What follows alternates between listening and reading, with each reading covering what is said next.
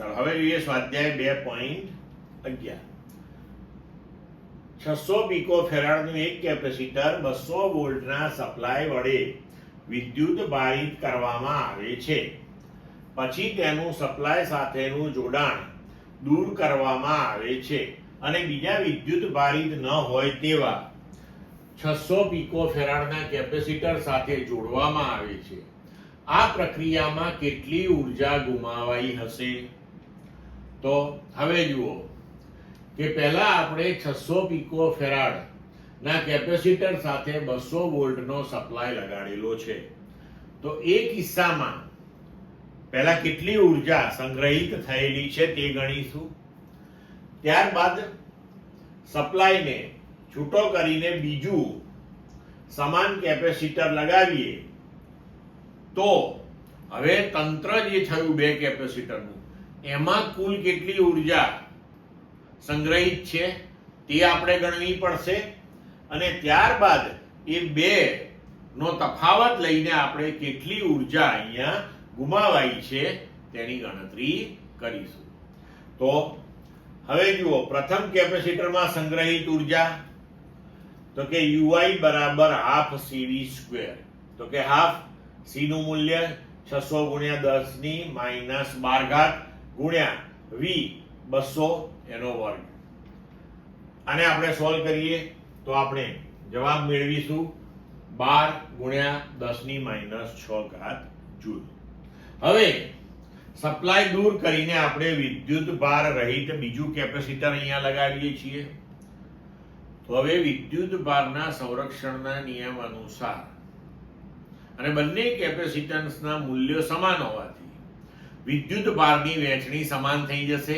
એટલે કે હવે બંને કેપેસિટર ઉપર વિદ્યુત ભાર Q/2 જેટલો પ્રસ્થાપિત થશે. એટલે હવે Q' બરાબર Q/2. હવે બંને કેપેસિટરમાં ઉર્જા સંગ્રહિત થઈ છે. તો હવે આપણે કુલ કેટલી ઉર્જા તંત્રમાં સંગ્રહિત છે તે ગણીએ. તો કેપેસિટરોમાં સંગ્રહિત કુલ ઉર્જા હવે બરોબર તો U ફાઇનલ બરાબર U1 પ્લસ U2. બંને કેપેસિટર ઉપર વિદ્યુત ભાર Q' છે તો Q' નો square upon 2C Q' square upon 2C બંનેનું CC સમાન છે. તો 2 times Q' square by 2C પણ Q' બરાબર Q/2 છે. તો UF બરાબર 2 ટાઈમ્સ Q/2 એનો વર્ગ અપોન 2C. તો 2 into Q square upon 4 into 2C. પણ અહીંયા તમે જુઓ છો કે Q સ્ક્વેર અપોન 2C જે છે એ આપણા માટે UI થઈ જશે.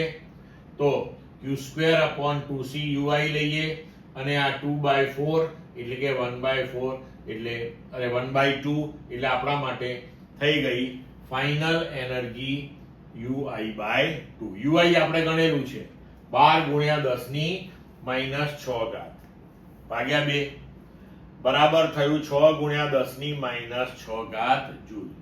હવે પ્રારંભમાં એનર્જી 12 ગુણ્યા 10 ની માઈનસ 6 જૂલ હતી. હવે 6 ગુણ્યા 10 ની માઈનસ 6 જૂલ થઈ ગઈ.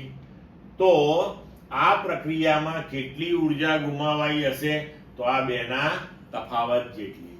તો ગુમાવેલી વિદ્યુત ઉર્જા એ ઉષ્મા ઉર્જાના સ્વરૂપમાં ગુમાવી હશે. આપણે આ યાદ રાખજો પાછા. તો ડેલ્ટા U બરાબર UI માઈનસ UF બરાબર 12 ગુણ્યા 10 ની માઈનસ 6 માઈનસ 6 ગુણ્યા 10 ની માઈનસ 6 બરાબર 6 ગુણ્યા 10 ની માઈનસ 6 જૂલ. ક્લિયર મિત્રો?